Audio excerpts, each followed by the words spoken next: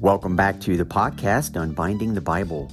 This is episode 178, The Authority of Jesus.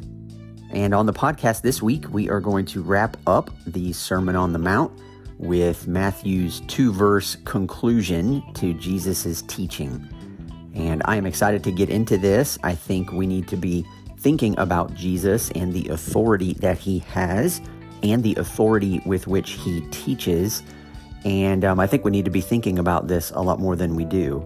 And I think for those leaders in the church and those who are given positions of authority, I think what we can learn about authority from Jesus is very, very important. And I think people, just like the crowds in Jesus's day, can instinctively tell when someone is teaching with actual authority because they are getting dangerously close to the truth, versus those who feel like they have to bolster up their own views and their own opinions with threats or with, quoting people who are worthy of our respect and so on. And so I want to look at this a little bit. We're not going to spend a lot of time here. This won't be a fairly long episode, but I do think that it's encouraging. It'll be encouraging for us, and I can't wait to dive into it with you. So without any more of an introduction, let's just get right into it.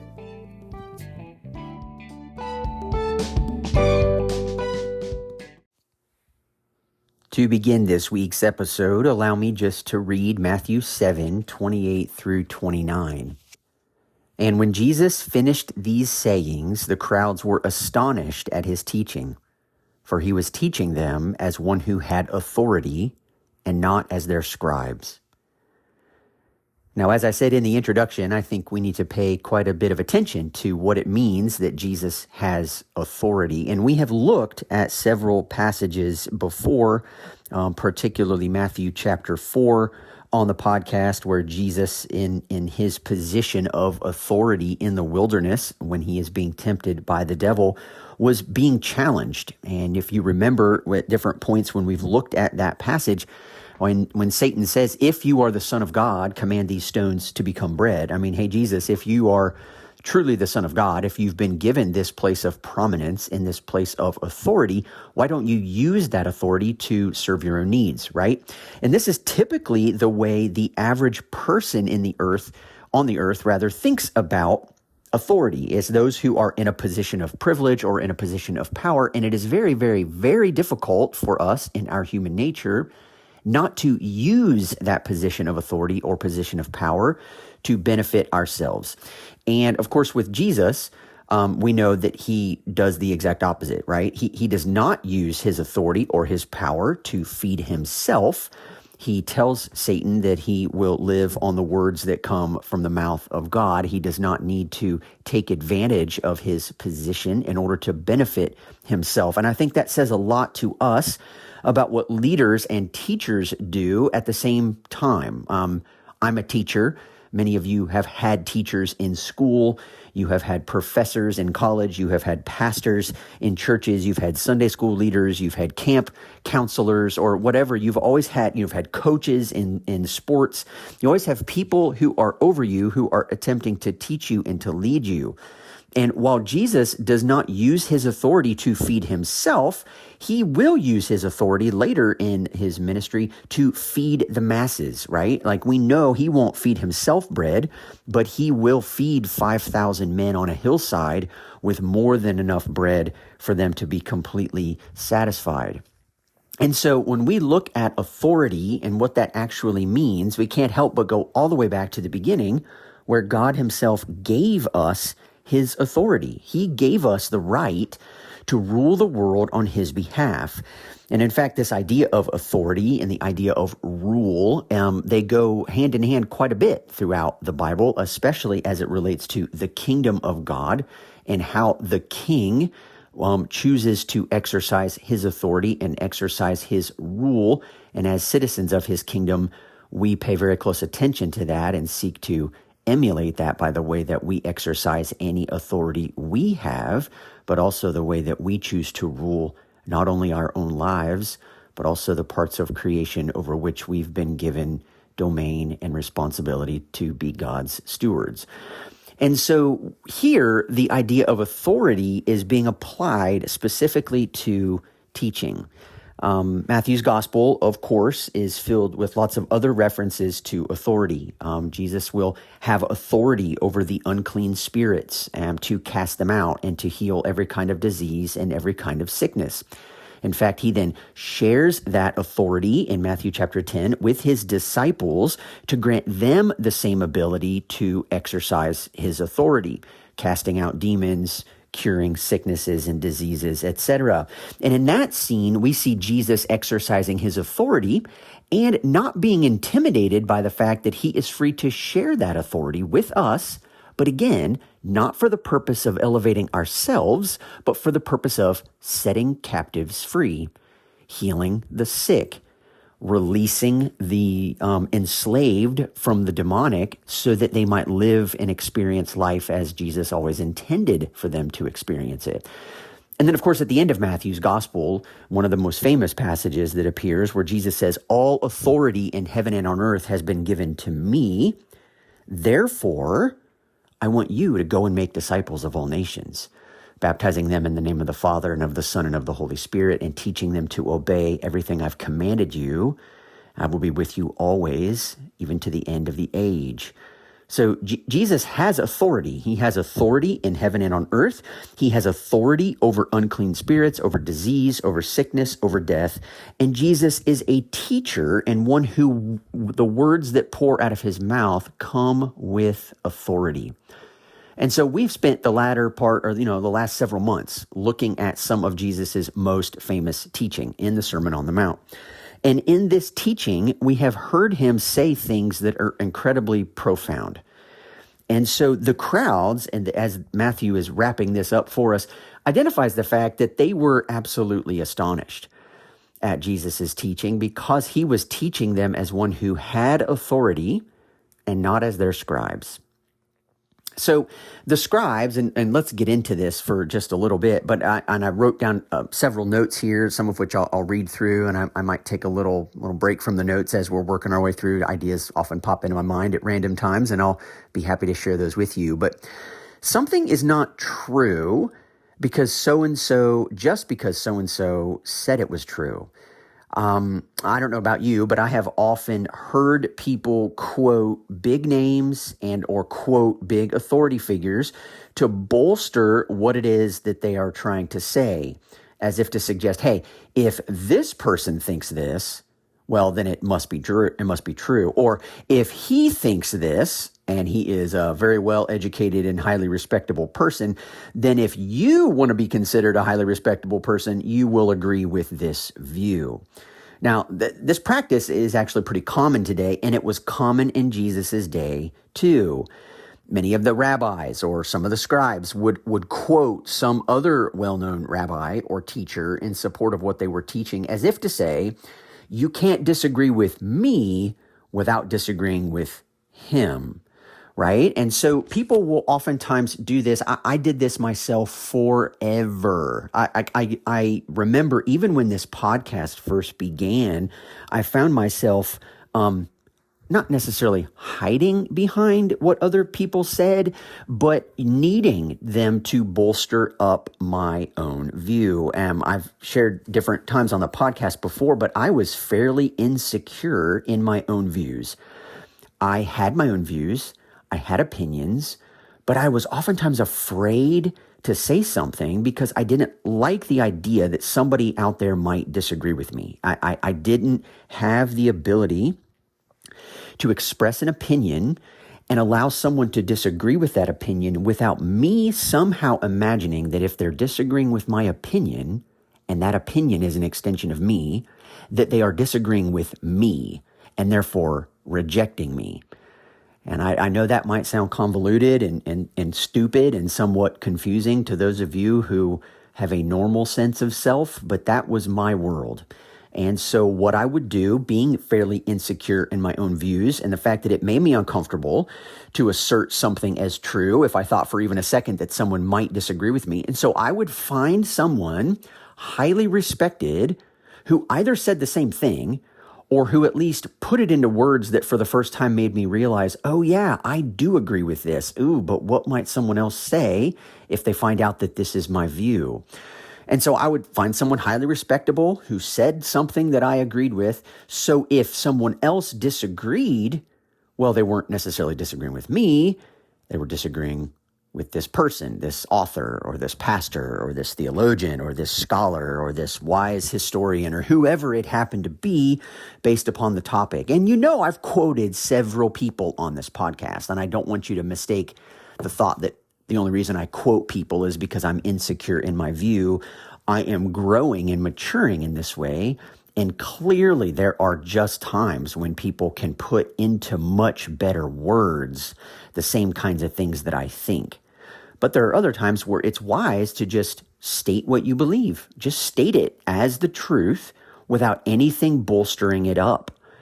And I think what I oftentimes would do then is I would actually hide behind those interpretations as a way of protecting myself. And so if you disagreed with that person, I would kind of distance myself from them and say, well, yeah, okay, yeah, that's a good point. I guess he really didn't know what he was talking about, right? But I want you to notice, as I think the crowds noticed, that Jesus never does this, ever. He simply speaks the truth as truth, without the need to bolster his views with anybody else's view. Now, you might think to yourself, well, the reason he doesn't is because Jesus is smarter than everybody else. I mean, who would he go to reach out and to ask for help? And that's true, but understand, Jesus doesn't speak with highfalutin categories that would confuse the average person. In fact, he keeps things pretty simple. Now, this comes across, because no one else does this, right, as astonishing to those who heard him. No one had ever heard anything like this. The scribes didn't teach this way. They used sophisticated sounding language and sometimes difficult to understand argumentation from other well-known rabbis or scribes, and expected that the intellectual nature of their teaching would garner them the respect and the following that they were after. But not Jesus. Jesus rarely used sophisticated sounding language or difficult to understand argumentation. Instead, he spoke about coins, farmers, seeds, trees, wheat, weeds, workers, flowers, birds, the devil, fruit, money, gardeners, vineyards, cloaks, anger, prayer, fasting, fishermen, the kingdom of God, almsgiving, demons, love, mercy, compassion, and disciples. I'm sure there's a longer list than that, but that's pretty exhaustive in my mind. And he spoke about all of these things plainly and clearly so that anyone and everyone could understand him, not just the elite and well-educated. Jesus leveled the playing field, if you will, and stripped away the false hierarchies that religious people often erect in order to create the impression that their lofty-sounding speech and deep understanding was an indication of their righteousness.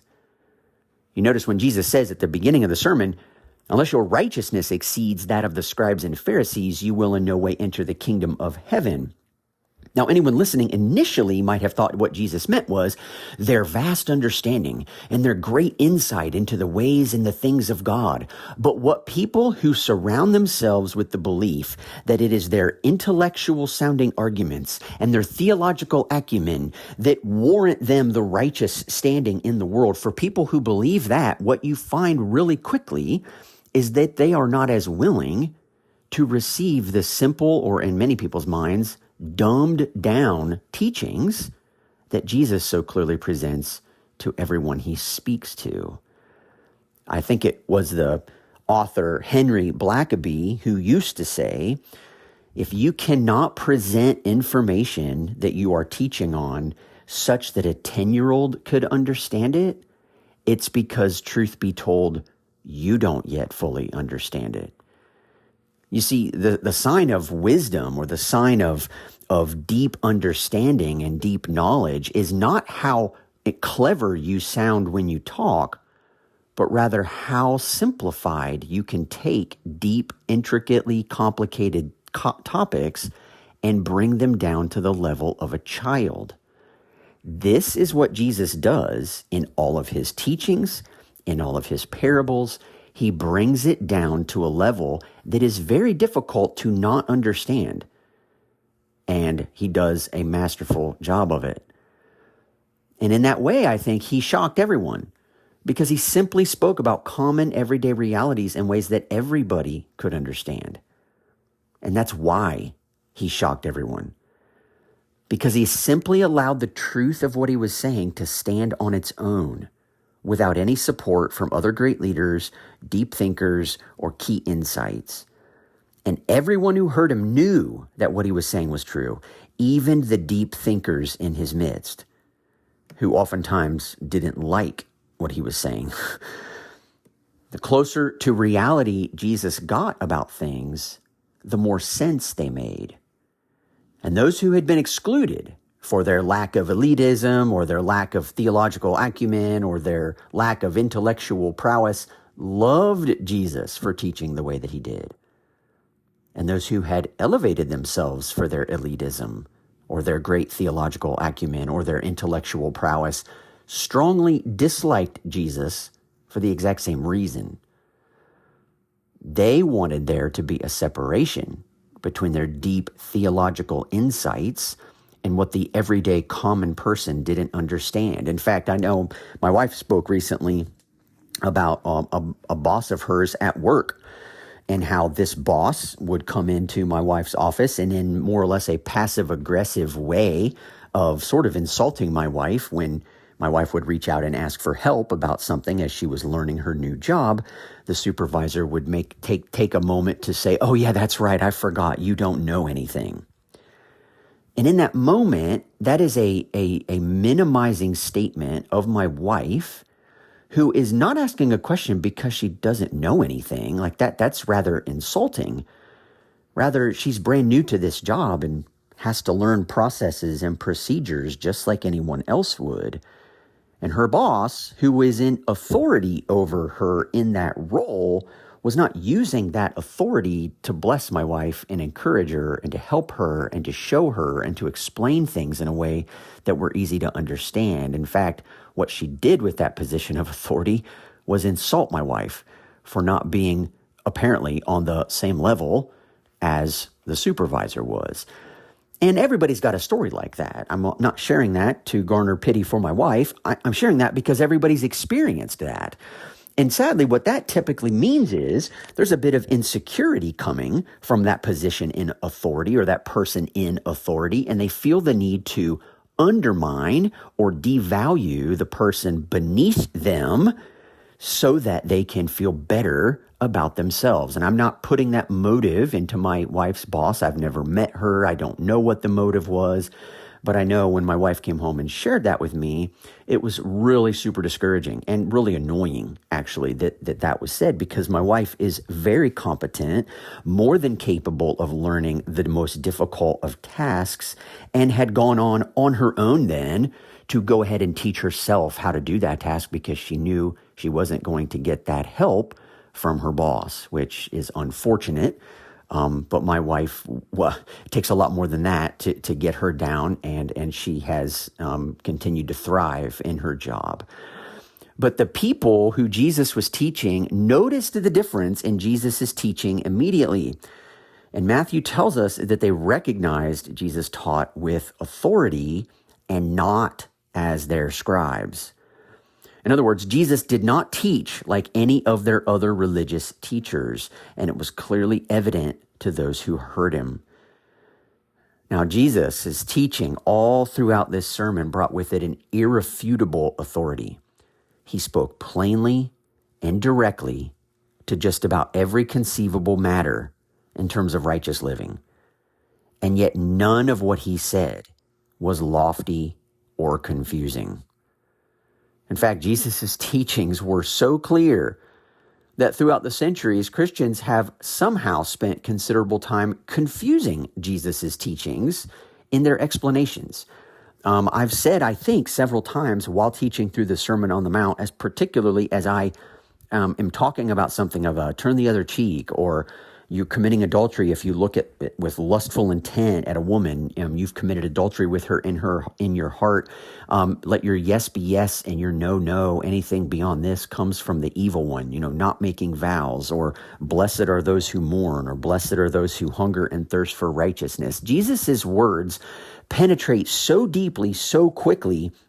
As I've said numerous times, it's stunning to me how we live out the Christian life almost completely ignoring the fundamental realities of righteousness as Jesus defines them. And I think the reason we do that is because his teachings are so potent, so invasive, that we'd rather come up with a slightly altered version of what we imagine Jesus meant. And since we don't know how to do that by explaining away the Sermon on the Mount, we just tend to ignore the Sermon on the Mount, which is why Skye Jethani's book, What If Jesus Was Serious? It's this visual guide to the teachings of Jesus we love to ignore, I think is a fantastic subtitle. Why? Because we ignore these things all the time. And this is why we looked at several weeks ago when Jesus gets to the end and he says, "Depart from me, I never knew you, you who practice lawlessness." Jesus is speaking as if people who've created an idea in their minds of what real righteousness looks like. Oh, it's casting out demons, it's performing miracles, it's doing all these healings. And Jesus says, I've just given you a roadmap of what actual righteousness looks like. But you don't want to go that route. And you want to pretend like I've never given you a law to follow? That's what lawlessness means. You pretend that I've never given you a law to follow. I didn't just paint for you what actual heart righteousness looks like. You'd rather focus on these external manifestations of, wow, that person's super spiritual and that person's really important. Look at what they can do in the kingdom. When Jesus's concern is, who is the person you are becoming in the kingdom, not what fantastically boastful, amazing accomplishments can you perform for the kingdom. And that's something that doesn't draw as much attention, right? But in man's eyes, those things look great. God is much more concerned with the heart. And so the Sermon on the Mount hits differently when we take Jesus's words at face value and not try to explain them away or minimize their invasiveness. Does turning the other cheek when somebody slaps you on the right cheek have anything to say to today's retaliation mentality? Yes. Does it mean that we lay down and do nothing and just passively allow people to steamroll over us? No. In fact, as I explained when we looked at the turn the other cheek passage, it is simply Jesus's invitation for us to stand back up toward our abuser, toward that accuser, toward that person attempting to insult us, and offer them the other cheek for them to slap us as an equal. And to show them, number one, that our response to them is not going to be violence for violence. We don't believe that violence will ever solve the problem of violence. And my goodness, if we don't need that reminder in our world today. But secondly, it also says that for someone to backhand me and to treat me like an inferior, or someone who is beneath them, or someone who does not have the same dignity as they do, and that their insult toward us is justified, in order to counteract that point, again, not with violence, but with justice and with righteousness, we stand at them and we invite them to do it again, but as an equal, slapping us with their other hand, with their normal hand on the palm of their hand, not the back of their hand, across our other cheek. And it is very similar to what Paul is getting at in the book of Romans, where he talks about treating our enemies with love. If they are thirsty, give them something to drink. If they are hungry, give them something to eat. And in so doing, heap burning coals on their head. Bringing the spiritual reality of deep conviction when a person is forced to come face to face with their abusive, dehumanizing activities and behaviors toward other people, by recognizing that the very people they have just insulted and that they have just sinned against refuse to play the same broken game that they're playing. Instead, they stand up straight and ask for them to be treated with dignity and respect. That hits pretty close to home.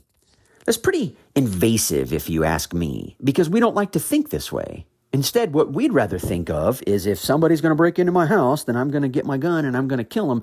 I mean, we just have this defensive posture that's always looking to get back. Well, Palestine, Hamas bombed Israel. Israel absolutely has to fight back. And I have gotten into so many conversations over the last several weeks about what people think in terms of retaliation, or what people think in terms of war, or what people think in terms of, show people no mercy and absolutely destroy any sign of Palestinians. They don't deserve to be in the land, and so much other garbage that's being pumped through our social media stations, our news outlets, whatever it happens to be, and sadly in many churches as well. And I've spent several hours listening to podcast interviews and reading articles and reading through books, thinking about how we think about a conflict like that as Christians, as kingdom citizens. But I'm not fully prepared to engage that right now on the podcast, and so I will choose to say nothing else about that. My point simply is that the crowds looked at Jesus. They looked at a man who embodied everything that he was teaching, and it showed. Jesus never taught things to others that he was unwilling to embrace himself. And I think this is truthfully the reason why the people noticed that he taught as one who had authority. And so I don't know where you are, and I don't know in what settings you are being taught by those with authority or being given instruction by people. Authors can be those in authority. Pastors can be those with authority. Church leaders, college professors, people whose podcasts you listen to. And I do think that people have an instinctual ability to recognize when someone is speaking the truth, because it resonates deeply with your soul in a way that makes you want to learn more. It makes you want to hear more. It makes you want to become the kind of person that Jesus is calling you to be. And it resonates deeply on multiple levels at the exact same time. So for Jesus to speak about being willing to give up money while he literally is homeless, that packs a bigger punch, something with quite a bit more authority than someone who lives in a $350,000 house telling you to give your money to those who don't have any, right? Like that person, no matter how clear their teaching, no matter how biblically sound their teaching, there's a part of everyone listening on that recognizes, well, that can't be entirely your view because you don't do that yourself, right? So when Jesus is literally feeding the crowds while he is also someone without any lunch, right? He says, send these people away, his disciples say, so they can go into the other towns and buy food. Like nobody had any food, not even Jesus and his disciples. And yet Jesus wasn't like, hey man, I need to make sure and get lunch before I do anything to help these people. No, Jesus offered them the service that he gave to the entire crowd, and he fed all of them. And so I think for me, I've read several books in my life who've talked about pastors needing to be those who teach with spiritual authority. And one of the comments that I've come across in my time is recognizing that pastors need to be open and honest and raw with the truth themselves in their own personal lives. I mean, like in their really personal lives, like in their secret struggles, in the places that really get them under the surface, their anxieties, their fears, their insecurities, their identity issues. They need to allow the truth to speak to them in those places. And from that place, open their mouths and communicate the truth by the power of the Spirit to those that they have the opportunity to teach in whatever form. And I think over the course of my time doing this podcast, The single greatest compliment that I've ever received, and I've received it several times by different listeners, but that is that you, Joshua, you are able to explain deep concepts in a way that is so easy to understand. And that genuinely is the best compliment I could ever receive. I don't know if that's primarily personality, but it is a deep conviction of mine, and it is something that I take incredibly seriously, is to be able to explain concepts in a way that is easy to understand. Because I used to be someone who really didn't have a grasp on truth in that way. Like I would just, well, the doctrine says this, so this is what you believe. And really trying to get under the surface and saying, but how does that actually work? Like somebody explain that to me in a way that really, really makes sense. And so some of you have been kind enough to share that with me. And that is always my goal, because I realize not only does it not have to be made complicated, but when it is complicated and we are incapable of explaining it in a way that makes more sense, it's probably because we don't yet understand it the way that we should. And I don't know any other way to explain something in a way that makes sense to other people without first internalizing that and having that become real to us. And so I've shared at several points on the podcast a little bit of my personal story and my personal struggles. And I find that it's pretty freeing for me to be open and honest about my own dysfunctions and about my own shortcomings and about my own weaknesses and about my own insecurities and my own identity issues, because I'm pretty sure that there are some of you listening to this podcast who have similar identity struggles or identity issues. And I know what it feels like to internalize those realities as shame and try my darndest to just cover them up. I did it for 30 years. So if there's anybody listening who experiences those same realities, I want to, on a regular basis, remind you that we are the same. And secondly, explain that the reason why this is so important to me to make sure that everybody understands the truth is because it's when we abide in that teaching, Jesus says, then we will know the truth, and the truth will set us free. I'm primarily interested in the truth setting people free. And what I've found is if people don't actually understand the truth, they will never be able to practice it, to live in it, to stand in it, and to abide in it. And therefore, they will never actually be free. So we've got to go all the way back. We've got to be able to understand. And when Jesus uses super simple things like, who has a coin? Show me the coin for the tax. Whose likeness and inscription is this? And everyone's like, Caesar. And then Jesus says, then give to Caesar what is Caesar's and to God what is God's. There are currency being exchanged in this world. And for whatever reason, almost every nation under the sun puts its leaders and its authority figures' faces on their money. That's just what we do. And Jesus is saying in God's kingdom, God has put his authority and his face, right, on the currency of his kingdom. And in God's kingdom, the currency being exchanged is not money, it's people. God has chosen us to be his inheritance. And so when you walk around carrying a quarter in your pocket or a dollar bill, which is different than a denarius, and yet in a sense the exact same thing, it has an image on it which reminds you of one of our country's greatest leaders.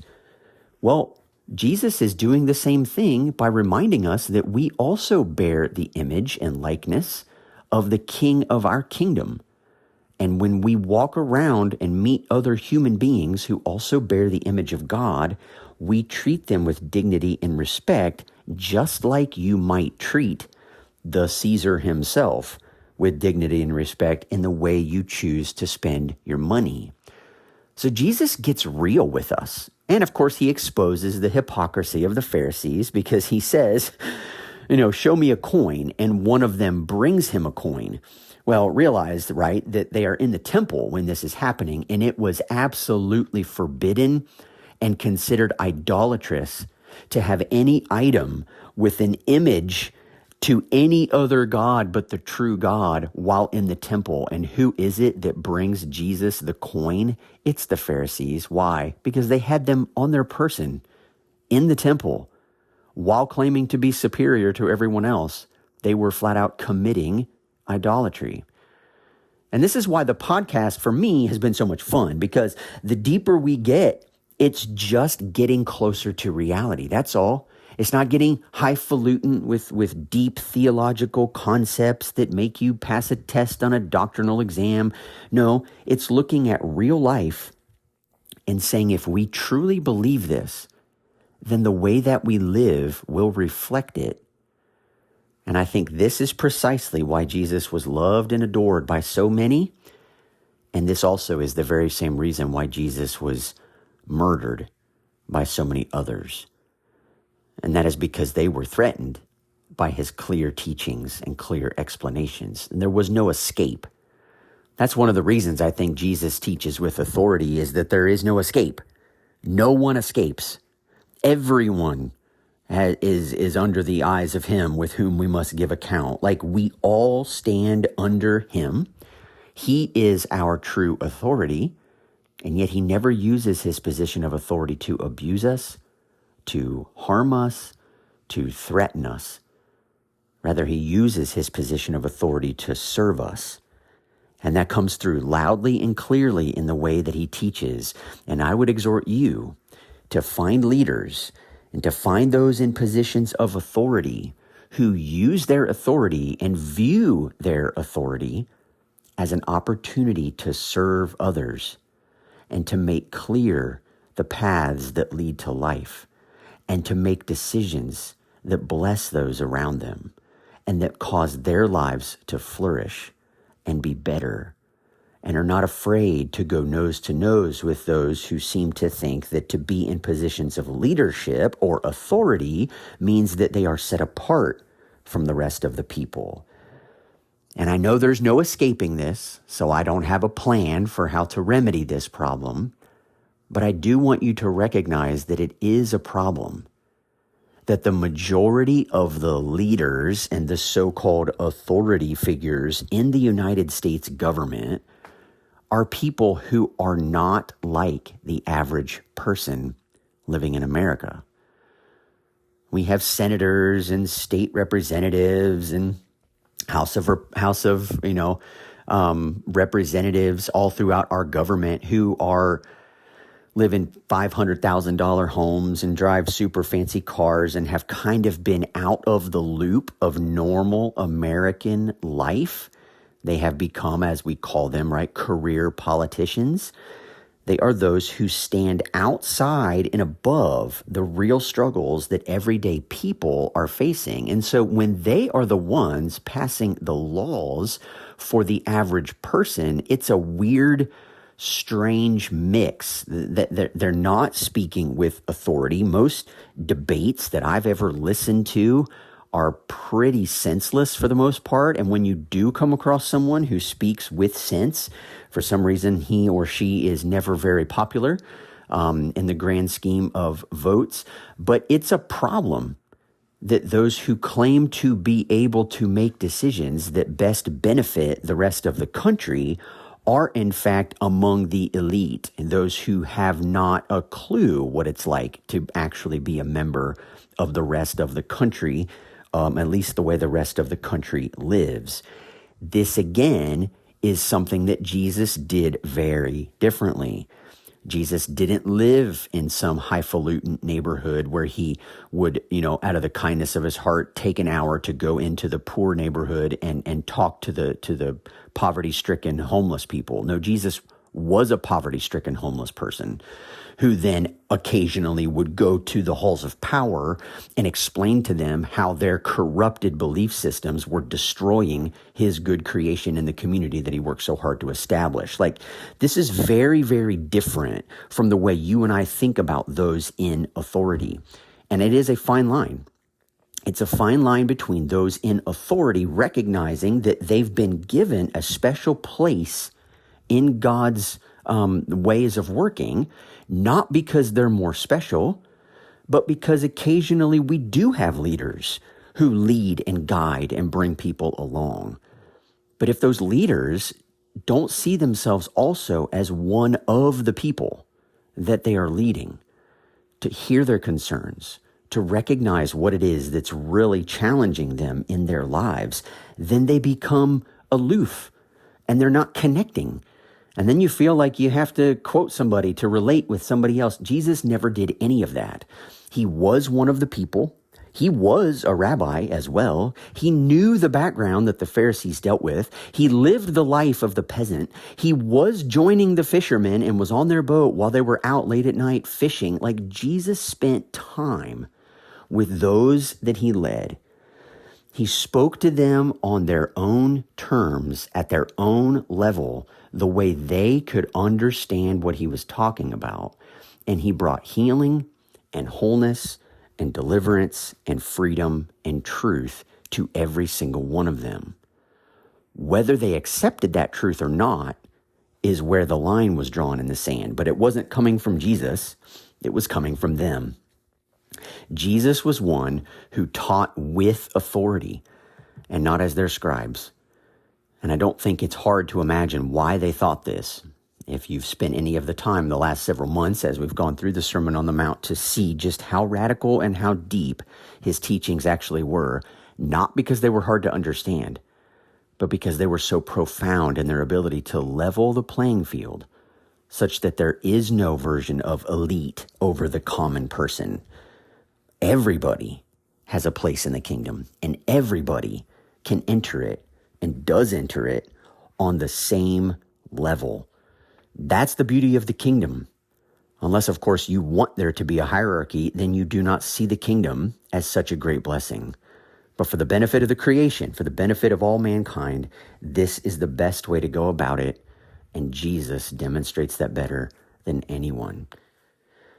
So that's all the time we have this week for the podcast. Thank you so much for tuning in once again. We are nearing the 200th episode, although I know there are several by the book episodes and a few bonus episodes thrown in there. We've actually done over 200, but it's kind of fun to see the number of podcast numbered episodes getting close to that 200 number. That'll be another milestone for us to celebrate. I did get a rating and a review this past week on Apple Podcasts. Thank you so much, listener, for that rating and review. You know who you are. I appreciate your kind words. And for those of you who are continuing to listen in, I'm thankful. I'm thankful for your interaction. I'm thankful for your continued support. Thank you for several of you who continue to support Unbinding the Bible financially on a monthly basis. Several of you support me at $4.99 a month, and some of you support me for $9.99 a month, and that is greatly appreciated.